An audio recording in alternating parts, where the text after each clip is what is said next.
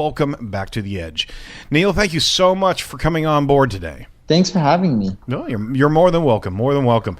So for everybody who's listening, if you don't know who Neil is, shame on you. First and foremost. Well, first that means that they don't read our blogs and they don't listen to our show because exactly. We're talking about Neil all the time. We really are. Well, Neil is the co-founder of Kissmetrics, Crazy Egg, and Hello Bar, 3 tools that nearly every SaaS marketer knows, as well as the founder of Quick Sprout, where he helps businesses drive more traffic and more online sales. But wait, there's more. Whoa. What? Neil consults, invests, blogs, and speaks all over the world. He knows what it takes to actually become a successful entrepreneur, and we here at Site Strategics are fanboys and girls of Neil Patel. We are. Darn right we are. We're not worthy. Alrighty. So, Neil, you're the co-founder of Kissmetrics, Crazy Egg, and Hello Bar. Literally, Site Strategics uses every one of those different services in one way, shape, or form. Hey, wait a second. Hey, Neil, you know your big web mat? Oh, yeah, there that it is. you get people to sign up with? There it is. Yeah. Yeah, so I saw that on your site, and I said, you know what? I have to test this. Yeah. So I tested it, and I start hitting subscribers like crazy. It's by far the greatest thing that we've ever done to the blog to attract email subscribers. But every Monday, I would come in, or Tuesday. When do we do it? Thursday. Every Thursday, I would come in. We come in. It's been going on for a while now. You know that. Doug. We'd record the show, and I'd have to put up with such grief from Aaron Sparks on the web mat. Now, you don't understand. Doug, is that Neil's web mat is very, very nice. Oh, yours, however. So ours isn't nice, huh? No, Neil, it's that's why we follow you. Yeah, absolutely. You just seem to be ahead of everybody on testing, and I'd love to hear how did you get started? In what way? Just in general? Just in general, yeah. Online and measurement, analysis, conversion optimization. I got started online because I was trying to find a job, and I was too young, so there was no available jobs. So I created my own job board. Okay. That's how I got started on the internet.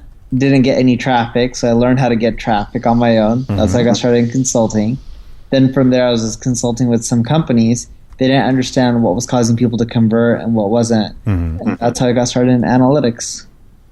Well, that's fantastic. I mean, actually making your own job out of something that didn't exist. There's a message there for everybody. I think there? So. Yes. Exactly. Get off your ass and do it.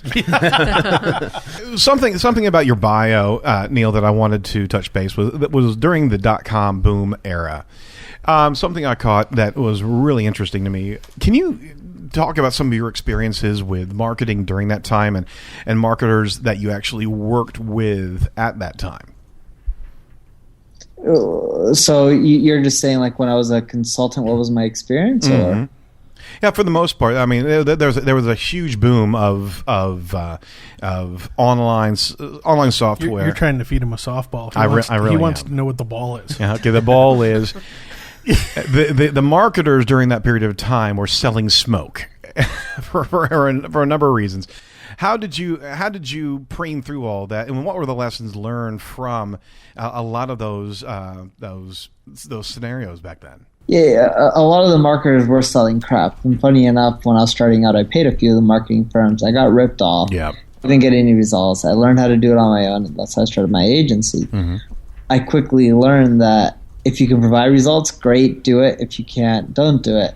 And when I was working with people and interviewing them, I stopped looking at resumes, and I just started purely looking at work experience. I was like, all right, if you want to rank this site or you want to get more traffic, how would you go and do it? Right? And I wouldn't just let them say, oh, I'd build links. Well, how would you build links? Right. What emails would you send? I would get down into the nitty-gritty to figure out who was full of shit and who wasn't. I mean, that's the thing, is that if they've got a methodology, they're going to be proud of actually demonstrating that to you, right? Yeah, and it's not like I'm trying to steal someone's methodology. I'm gladly willing to do all the work or hire someone or whatever it may be, but I'd rather pay someone to do it than I would to do it on my own. I hate consulting, but yeah, in general, it's funny. A lot of people don't want to actually reveal how they're doing certain things. No, because there's a lot of obfuscation that you can utilize during that. I mean, we found that results only type of measurement is the most effective way. And there's so many marketers during that time and even right now, which is just amazing, that they're not putting their money where their mouth is. They're not putting up the results. They're looking at all the different intangibles that are they're brand oriented, but they're. In today's environment, you can track literally everything inside of the digital marketing space, right? Pretty much. I love the. I get at least one email a week from an SEO company that says, hey, we can get you #1 spots or whatever. Yeah. And I always write them back and I say, have you compared your site to my site? I'm always amazed at the outbound SEO companies that have 0 ranking. Like, why? Yeah, exactly. Or change your hat, buddy.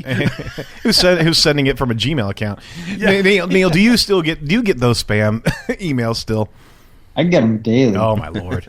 What the heck? You know what I do wish? I do wish that there was a way that you could just route those straight over to Google.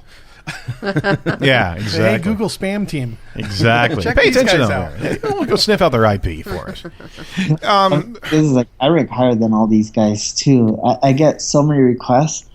I've gotten even people saying like, "Oh, we can rank you better for online marketing keywords." I'm like, "Did you ever Google it? I ranked #1 or 2." It's like, I'm Neil Patel, right? Exactly. And move that top spot guy out of the way for me.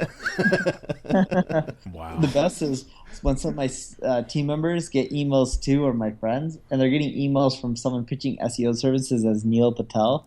No. So then they play along with it, and then when they go on Skype, they're like, "Oh yeah, our boss's name is Neil. He's busy right now, but you've got to be kidding me." It's like, all right, stop using my name. That's actually kind of cool. That is a bit of hero. Nobody's worship ever there. pretended to be me. Shut up, Aaron. There's a big joke right there. Alrighty.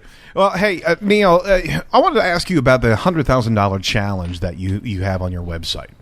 About how to generate $100,000 a month from a brand new blog. Can you tell us a little bit about that? Sure. So I was trying to prove to people that anyone could generate income online.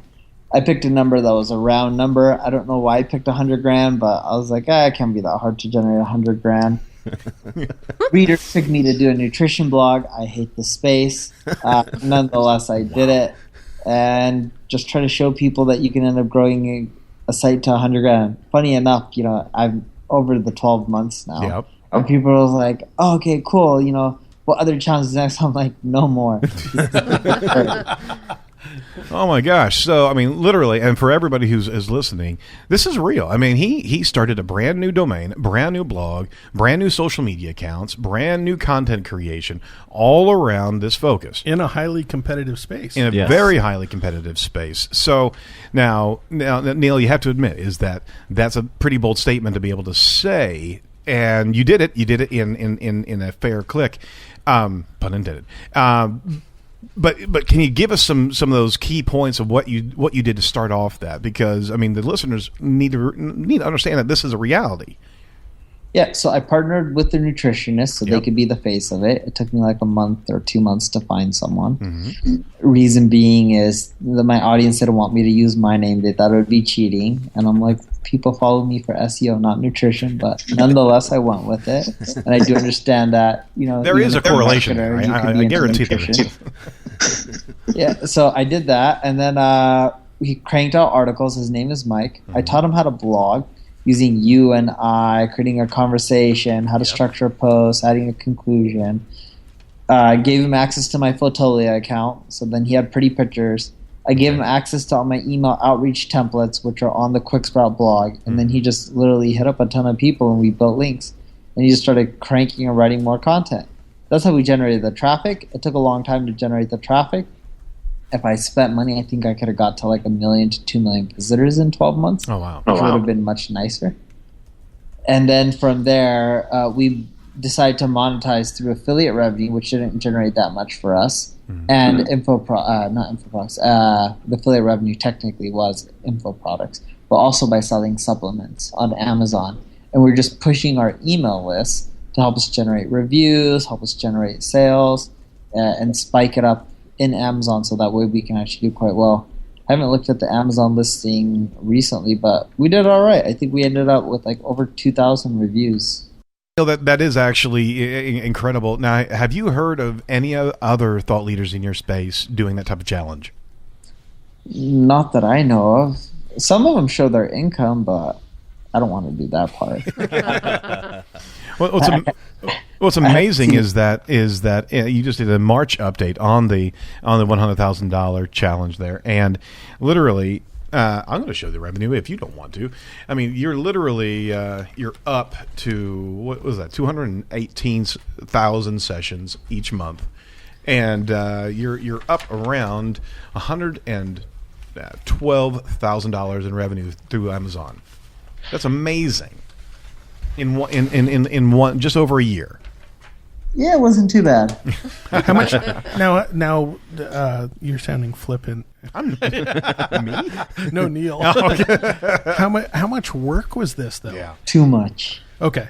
I mean, that's a good message for people to hear. Is that, hey, one, it's possible, but two, it's going to require a lot of effort. The effort wasn't the problem. As I was putting an effort in something that wasn't a long-term business, or I don't plan on making a long-term business, and I'm putting an effort into something I don't care about. I'm not saying nutrition's a bad thing. I'm just not passionate about it. Right. Right. And it's a lot easier with something that you're passionate about. That's what you're saying. Of course, even to write that update post, it took me I don't know. I was supposed to, every week I kept delaying it. And the only reason I kept delaying it is I'm like, it's easier to write about marketing than it is to write about nutrition. Even the post update, I wasn't even passionate about writing the update. And I ended it with a conclusion being I wouldn't do this again. Lesson learned. He's rung the bell. Done. Well, that's a great segue, actually. Let's talk about your blog for a second. It's incredibly focused content on what leads to converting websites. I mean, you've got blogs, and just going through some of the headlines here just recently, 10 tools that you need to use before you start your next business, but actually digging in deep, 4 steps for keyword analysis, how to prioritize your resources, the complete guide to Google Analytics add-ons for Google Sheets. These things, these blog posts are not your run-of-the-mill marketing blog posts. These are utilitarian. They're very, very useful. They're down in the guts of online marketing. It's a wonderful series of pieces there that have been ongoing for years. Question is, how do you, how often are you actually putting out your blogs? Is that you're doing it sometimes 2 or 3 a day? Is that what I'm understanding? No? On Nutrition Secrets? Oh, no. Just your blog in general. Yeah, I guess blogs and your blog and all that. Right. Yeah, sometimes 2 a day. Okay. So again, you're much more passionate. Easy, because the guest blogs are 1,000 words, right? Write one of those posts in 20 minutes. Oh wow, that's a beautiful thing. Well, I guess. All right, now I'm getting jealous. I don't like Neil as much as I used to since we started this. He's making $100,000 a month for something that he doesn't care about, and he's writing 1,000-word blog posts in 20 minutes. Boom. Yeah. It takes us 30 just to write 200. No, it's awesome. So you're doing such good content, and it's clearly different content than the usual marketing tech blog, right? So wait a second. Oh, what did you say? Marketing blog. Marketing blog. Thank Sorry. you. There was a slip there. About to fight. So tell me, how do you find the time, and how do you find that level of usefulness that you're bringing into your blog space? Well, I find the time because I just blog a lot. As for usefulness, Right. No, I more so just go off based on what people email me or questions they have, and I just try to continually go do better, right? Look at analytics. Mm-hmm. Sometimes my posts aren't that useful, but hit or miss. It's a numbers game. You always have Definitely tomorrow useful. to do a better post, right? Yeah, absolutely. I agree with Aaron. I mean, I don't think you're giving yourself enough credit on this, Neil. One of the things that I think that you do, and I will say, compared to other marketing blogs, I mean that is, Yep. and it's a lesson that I've tried to take, from the blogs that I read, is that you provide value. It seems in every single post, there's some kind of purpose. Yep. And something for someone to walk away with. There's a transaction yeah. there that the user gets from that individual blog post. Right. Absolutely. Thank you. You're welcome.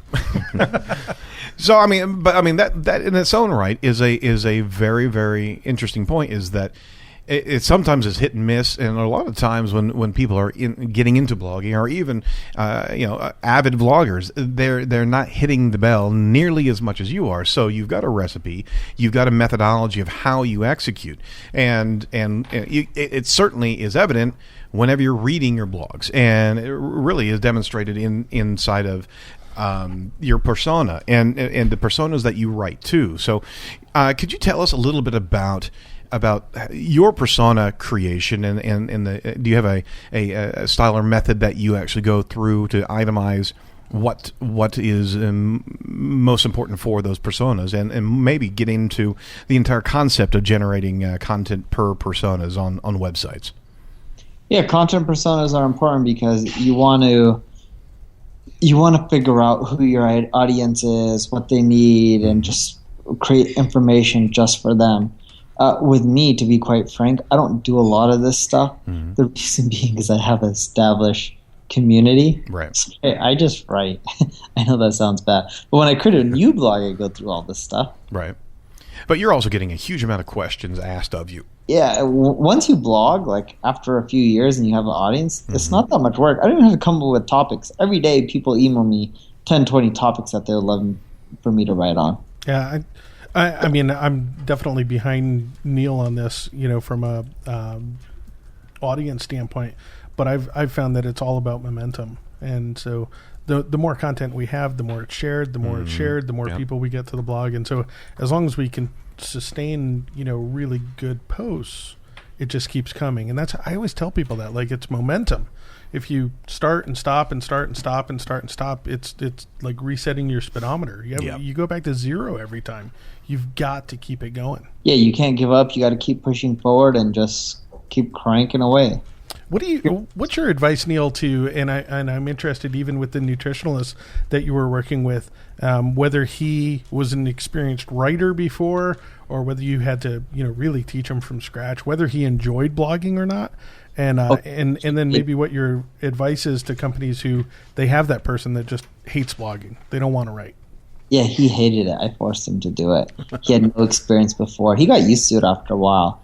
And after 3-4 months of doing it, then he started loving writing. Oh, see, there it is. I had to teach him how to do it, got him used to it. Then when he started seeing the comments and the interaction, the shares, start building up his ego. I put a chip on his shoulder. I'm like, yeah, put 2 chips on your shoulder to keep just writing more. That's a great message for people to listen to. So you got to pay attention. You have to have a common area. You have to pay attention to the interactions. You just can't keep writing without a sounding board. You have to know that you're hitting your audience and giving your audience the ability to interact with you. Something on your blog that is regularly available is how to interact with you personally. I mean, you make it very, very friendly to be able to reach out and just ask you a question. Do you see blogs regularly providing for user engagement? Yeah, they're a great way to communicate. They're a great way for user engagement, but there needs to be a personal touch. And without that personal touch, the communication isn't too effective. So, for example, I'll post silly images or just images of myself, like on my Facebook page. I don't have a personal profile, or I think it's hidden. I don't know what it is. I don't even use it. I just use my fan page for everything. But like, I put a picture yesterday of me learning how to cook, right? And people were like, oh, wow, cool. Neil's a normal guy. Technically, when I say I'm learning how to cook, I use a bowl and I put cereal in there with some milk. But you're in the kitchen. You're preparing food. I am in the kitchen. The cereal could have been stale. You had to check it out first. Weird. Mine is more like a touch-tone phone. You're absolutely. You need to have that personal touch. Now, at the same time, getting back to personas and understanding what to write to your audience, you also have a great way of understanding behavior on your site and understanding demographic information. Can you go into a little bit of information about how you analyze the behavior of your own blog readers? I look at pure analytics data. So I'm looking at things like, what are people clicking on when I send out emails? What posts are ranking? Which posts are getting the most comments? Which ones get the most social shares? I'm just slicing and dicing different ways to figure out what people love and what they hate. How much do you actually analyze any of your demographic information to actually steer some of the content that you're writing? Not as much as we used to. Mm-hmm. We more so look at just data on what people like and Right. dislike, because we found the demographic information to be really inaccurate. Oh, really? Yep. Oh, that's good to know. That's good to know. Absolutely. Do you use any other tools besides analytics for your behavior, or is it pretty much just in that space? Just mainly analytics. Got it. Well, I got a question for you. Well, actually, we're gonna wrap up this particular segment. Let's go ahead and jump off here for a quick break, and then we'll come back around because I want to talk to Neil about ROI. Coming up right after this. We always get this question, and these are some easy softballs for you. I'm going to ask you, what are your thoughts about the combination of perspective, I should say, of ROI when it comes down to content marketing? When somebody asks you about getting a return on investment for content marketing, what do you say to them? I say, sure. You should start calculating the ROI after a year. No, that's great. Yes, absolutely. I absolutely love that answer. And what are people's reactions? Most people don't want to spend the money. No, exactly, and that's the biggest thing to get across in digital marketing is clients and customers are looking for. They look to digital marketing as the immediate fix that will fix all their problems, and they don't understand that this is momentum that's actually in place here, right? Well, the irony of that, right, is that they're spending the money anyways because they have to spend it on, advertising and pay-per-click and everything else. So they're going to spend it. Right. What they're missing out, in my opinion, is lowering that cost per lead over time and increasing, the volume of their leads. Yeah. The analogy we always use is the IRA, putting content into Right. your IRA content account so it'll pay off in dividends over time. Compounded interest. Because as the content gets older and older, your rankings just keep going up and up, and you get more traffic, more emails, etc. Do you ever refresh your old content, Neil? I do, but not too often. Oh. Nice. So, in the same vein, I'm going to ask you, and probably the same answer, but I just want to split this one out regarding ROI and social media. Yeah, you should get a return right away. If you're not, wait a year or two. Yeah. I mean, the fact of the matter is, with all things inside of online marketing, there are some quick fixes. Yeah, we understand that. There's some paid environments where you can start getting some things moving, but even in the paid environment, it takes time to get that momentum going. But when it comes down to content marketing, social media, especially search engine optimization, you've got to have patience. And any client or any business that's wanting to get into that space needs to understand and appreciate the kind of the organic value of everything, right? I was telling someone the other day, it was an attorney firm, and highly competitive, right? It was personal injury, and they wanted a quote, and we gave them this huge quote, and they were they were dumbstruck at the quote. And I told them, I was like, "You're asking us to catch up with 10 years of your competitors." Right. That's what you're asking us to do. Like, it's not that you're just asking us to start a content program. It's that you want to compete with people that have been there for 10 years building that momentum. Right. And they didn't do it. And they're probably not going to do it. And they're going to keep paying huge pay-per-click costs for that. Yeah, absolutely. What were they spending in pay-per-click? Oh, they're spending, at least $10,000, $15,000 a month in it regionally. Wow. It's ridiculous, and we see that on a regular basis. That they're willing to spend that because of the transactional nature, And an immediate. but they're not willing to spend that in building cloud, building ongoing, incremental value. That kind of shows you the kind of space mindset that most businesses are in. Well, Neil, is from my understanding, and you offer this on an ongoing basis, you have a webinar that you invite people to? I do. I have a webinar on the homepage of neilpatel.com, and it teaches you how to grow your business, your site, or just learn more about marketing, all for free. All for free. I know. Fantastic. I mean, in every blog he's got, download this for new information, and your carrots that you have out there, the downloads that you have are very robust. These are not, and we would never even believe this perspective. It's not bait and switch. I mean, literally, this is gold that you're having on the site just for some of the transactions that you have now. Now you're consulting regularly for companies as well, right, Neil? I haven't really done consulting in a long time, but I do it rarely. Mm-hmm. I got hit up this morning. Someone's like, "Let's get on the phone." I'm like, "Hey, thanks." I'm like, but can you tell me what you want to get on the phone for?